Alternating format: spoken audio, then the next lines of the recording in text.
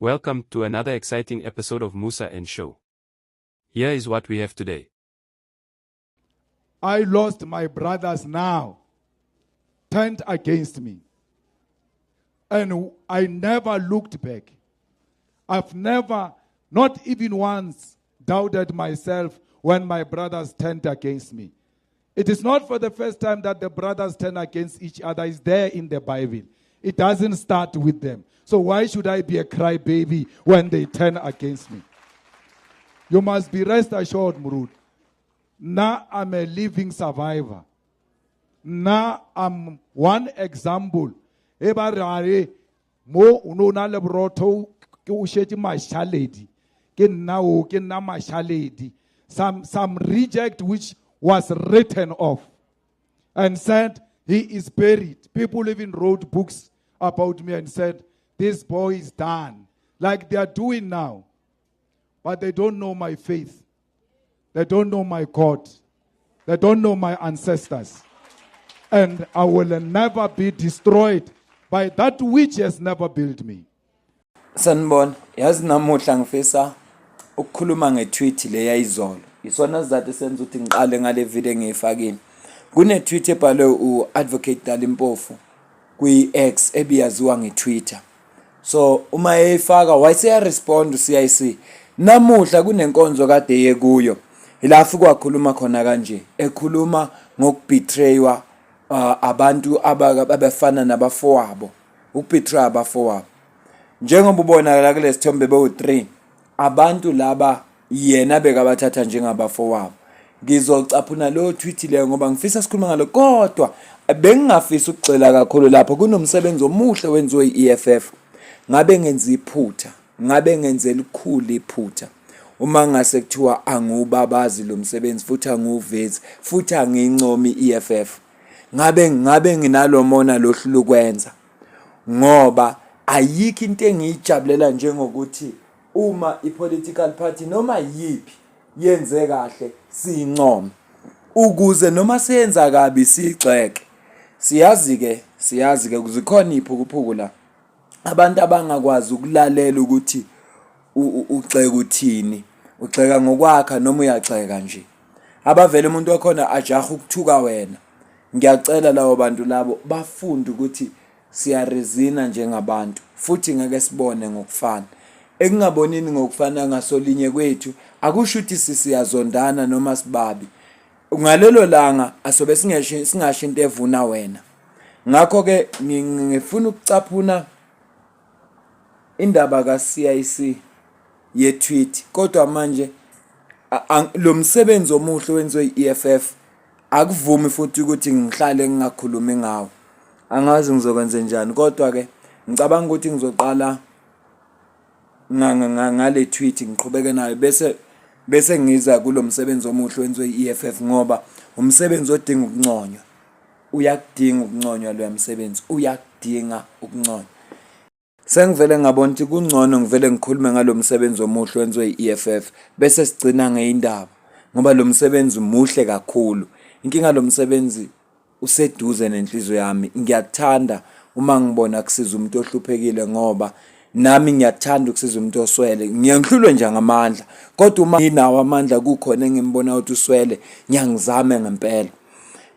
Lana ke iEFF kuward 11 uColonel Mafia Fane udonate ngendlu nefurniture yaphakathi emndenini okwamabila noma umabila angazi kahle kuward 11 kaHoyi village eNkomazi eMpumalanga as initiative yabo neeffort abayenzayo ukubuyisela isithunzi sabantu bakithi la eSouth Africa ekuhlaleni. Lo mndeni lo wa identify ngesikhathi kufika ikhukhula lezi ezashiya umndeni ungenakhaya ngoFebruary ngo2023. Ngakho ke wayeseyazibophezela ukuthi lo mndeni ngoba ususela ungenakhaya uzovusela ikhaya babuyelwe isithunzi sabo. Ayinhle kakhulu lento enziwa iEFF. Sengathi ama political parties angabonela kuEFF. Vele kulonyaka bathatha isinqumo sokuthi bazobuya beze kubantu. Bathe nje bazobuya beze kubantu baseve umphakathi. lokhu kubufakazi bokuthi sebeqalile siyazi ukuthi kuzoba nama elections kodwa ama elections akude kabi ama political parties amaningi azothi phaphama eqale sezosikhohlisa EFF usobe sesikubonile ukusebenza kwayo into engihlale ngisho ngithi uma umuntu othi uzoletha inguquko zilethe manje singakakuvoteli ukuze sizobona ukuthi cha awuzile ukuzosiqola ngiyawuncoma ke lo msebenzi njengoba ubona nawe la ku screen umndeni lona bathola indlu lena inefurniture iphelele muhle kakhulu lo msebenzi wenziwe EFF muhle ngicela ukuqhubeka ke nendaba le ebengifisa ukukhuluma ngayo ngeSaturday uAdvocate Dalimpofu ubhale kanje kwi-Twitter yakhe kwi-X account yakhe wasefaka isithombe sabo bebathathu uSecretary General weMK Party uFloyd Shivambu kubo phakathi nendawo kubo uDr Mbuyiseni Ndlozi bese kuba nguye uDalimpofu wayesebhala kanje what a week uthi manje sengiyaqonda kungani bethi iviki lisikhathi eside kuyipolitiki uthi phakathi kwazo zonke izinto ezikhona uSecretary General weMK naye bathole ithuba lokuthi bayohlanganyela kanye nobhuti ocula kahle usethi ke mhlambe fanele sihlangane sibhala incwadi ngokubambisana isihloko sayo leyo ncwadi izoba i-best selling book izothengisa kakhulu isihloko sayo sibhala ukuthi the three betrayers osho ukuthi abajikeli abathathu noma ama betrayers amathathu akachithanga isikhathi ku CIC uvele wabhala i-tweet kanje wathi they are all boys combined ukuthi bangabafana bonke bobathathu behlangene ushuthi akabesabo waphendula ke lokho kwavusa ke umuzwa wenjabulo kwabanye abantu abalandela iEFF ukuthi ya uCommander in Chief uphendulile ukuthi noma bangahlangana noma bangayibhala lo ncwadi yabo kodwa akabasabi yena bangabefana boyi3 phela umuntu mayithi umfana shusho kokusaba ingane nje impela nje akacabangi nomcango usinane threat kuyi wasebhala kanje kuningi abaquotile bona abe EFF angifisa ukungena kukho kakhulu kodwa ngifisa ukungena kwi-tweet ebhalwe uDr Mbuyiseni Ndlozi uthi ke yena so pity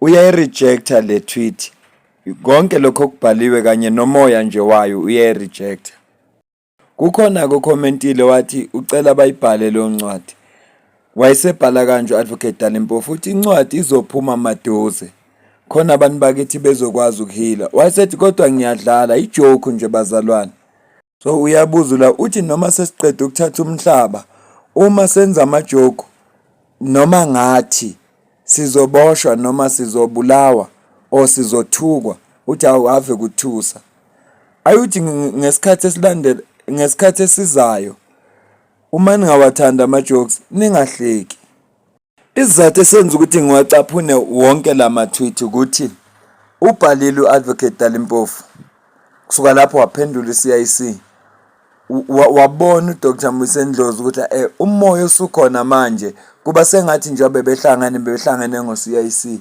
wayesethi cha yena nje akafuni nje ukuthi azabale kulabantu abazobhala incwadi izibe nesihloko esithi 3 betrayers wayesebhala kanjena uAdvocate Dalimpofu ukuthi cha yena ubezincokolela nje noma ixakekile phela ukuthi noma ngathiwa ubhala into ngabo ngoba phela ubhale ngabo bobathathu akekho omunye umuntu amfakile kodwa mangabe kunjalo sezolandelwa zinkulumo ayi uthi ngcono manje makubhala ama-jokes abantu bamane bangahlekike bakhombisa ukuthi abawajabulela ama-jokes la abawasherayo ngisho ukuthi ke yezathu esenza ukuthi ngenze le video ukuthi mhlawumbe uCIC uthathe mawala mhlawumbe uthathe ngamawala futhi ke siyaqonda ubudlelwano obukhona phakathi kaFloyd Shivambu kanye no Dr Mbuyiseni Ndlozi ngizomcaphuna la uFloyd akhuluma khona ngobudlelwane bakhe okungukuthi noma ngathiwa ubesese ku EFF kodwa banobudlelwane labantu obustrong sizokhumbula ukuthi ukuze ajoin iANC Youth League uDr Mbuyiseni Ndlozi warecruiter uFloyd ukuze nje ajoin iANC Youth League warecruiter uFloyd bakhula lapho ke baze bayamove baya ku-EFF kodwa kuze nje angene ku-ANC Youth League warecruiter uFloyd. So uFloyd kuye ufana nobhuti omdala, yingakho ubudlelwano babo buqinile manje. Noma ngathiwa bahlukene ne-EFF noma bahlukene ngamaqembu njengoba sethe uDr Musendlozi yena uyaphuma indaba zama-party politics, kodwa ubudlelwano babo ngendlela abuchaza ngayo busho ukuthi bona bazoqhubeka bazwane noma nje bebekuyinhlangano ezingafani, kodwa phela bona bazoqhubeka noma banobudlelwano obungale kwepolitiki. Ithi ngimcaphune la achaza khona uhlobo lobudlelana nabo naye ngiphawule bese siyivala ivideo. Mbuyiseni is my brother, like in a true sense of brotherhood. My relationship with Mbuyiseni is not political relationship in J. It's a brotherhood relationship which has been there for more than 20 years now. So like you can imagine that he is not 40 yet and I'm just 41 years old now. So if we have had the relationship for 20 years and a very trusting relationship, he's my brother, but he holds his own political views in terms of how we should handle some of these issues. I'll give you an example that when we were campaigning for the 2024 general elections, we had given a political guidance that there must not be any attack of leaders and political engagements between the EFF and Umkhonto weSizwe, that because we potentially are going to have unity. But at some stage, he saw it fit to take a platform and delegitimize President Zuma based on what he could not do when he was the head of state and president. For 20 years, Zuma was in government as a deputy president, as an MEC, as a president of this country. What is Jacob Zuma going to do that he did not do when he was a president? Wena gogo, mauna 80, ngekuthola umsebenzi. I don't claim ownership of Commissar Mbuyiseni. I will never claim ownership of his ideological direction or politics, but we've worked together for the longest time. We disagree on some of the issues, the tactical issues, but ideologically, we're almost always aligned in terms of what is to be done. The issue is to how do we do that different. Lana ke uFloyd Shivambu khuluma ngobudlelwana nabo noNdlozi ukuthi bunjenga brotherhood. uNdlozi kuye ufana nomfowabo omncane njengoba uNdlozi ethatha uFloyd njengobhuti wakhe omdala. Uthi labantu sebengabangane for sebesebenze bonke for 20 years. Uthi bayaphambana ngembono kwezinye izinto, kodwa lokho akushintshi ngoba uMbuyisendlozi unendlela acabanga ngayo nendlela enza ngayo izinto. Manje ngaleso sizathu angeke athi ngoba baphambene ngembona bese mbuka njengesitha, kodwa njengomfowabo uyazi ukuthi unengqondo yakhe nawe uyazicabangela.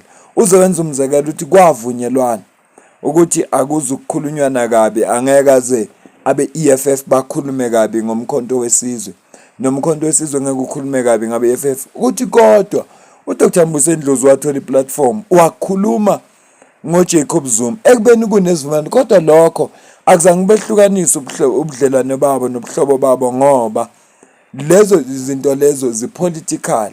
Ngale kwepolitiki labantu bayaphila as ama brothers.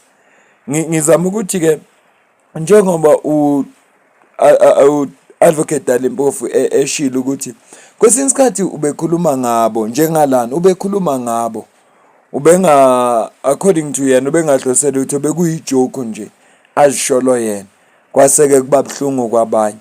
So asazi thina ngempela ukuthi kwenzakalani, kodwa sethemba ukuthi ezinsuku ihamba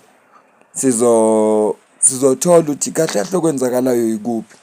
Kodwa nje mhlawumbe CIC uthathe ngamawala uma ebona le tweet wayise ethi kukhulunywa ngaye kasazike.